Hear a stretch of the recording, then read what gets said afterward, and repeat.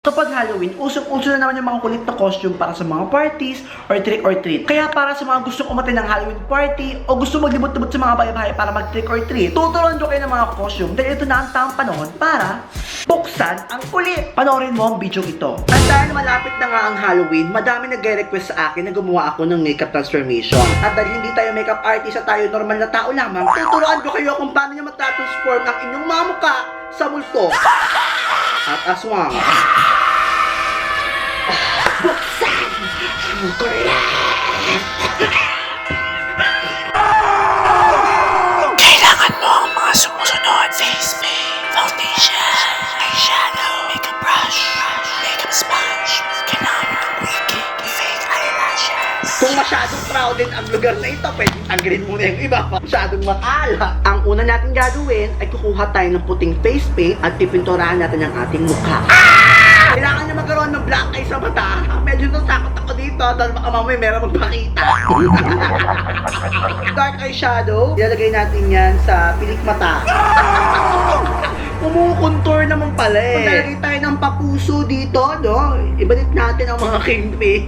Para daw panda, pero multo po ito. Since wala tayong lipstick, gagawin tayo ng face paint. Kukunin natin ulit ang ating puting face paint at pupulayan natin yung gilid ng ating mata. Gagamit tayo ng wig para medyo long hair naman. Huwag kayong matakot mag-mix ng mga color. Para sa outfit natin, ang ginamit natin sa ulo ay toalya. Kumuha ko ng white t-shirt at dito, ito ay towel. Ready na ako sa pool. Swim na!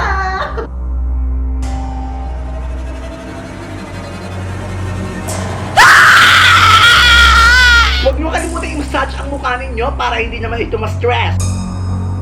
Para sa aswang look, ang gagawin lang natin ay magpa-foundation muna tayo.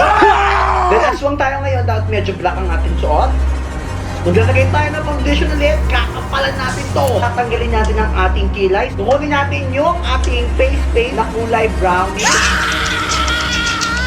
Magkukontour tayo ulit ng ating cheekbone dahil yan ang pinakagusto kong gawin, ang mag-contour. Maglalagay tayo ngayon ng eyeshadow. Maglalagay tayo ng extension ng ating mga eyelashes. Aswang na pa-party. Yun talaga yun.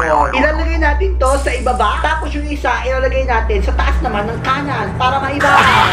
Maglalagay naman tayo ng nose pen para medyo umangat-angat naman yung ating ilong. Ngayon, maglalagay naman tayo ng black na lipstick. So, parang sumabog yung bibig. So, para magkaroon tayo ng parang dugo-dugo sa mukha, maglalagay tayo ng red na face paint.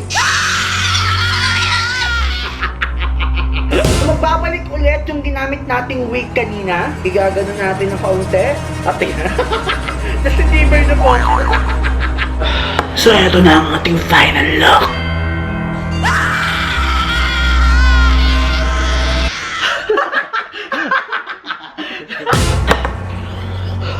Nakakauhaw maging aswang. Mga volunteers, huwag nyo kalimutang i-like, i-favorite at i-share nyo ang video ito. At kung nagustuhan mo ang makeup ko, gayahin mo na ito at i-upload mo sa iyong social media account with the hashtag Buksan ang Kulit. Huwag mo kalimutang i-follow ang Royal sa kanilang social media page. Maraming salamat! Bye!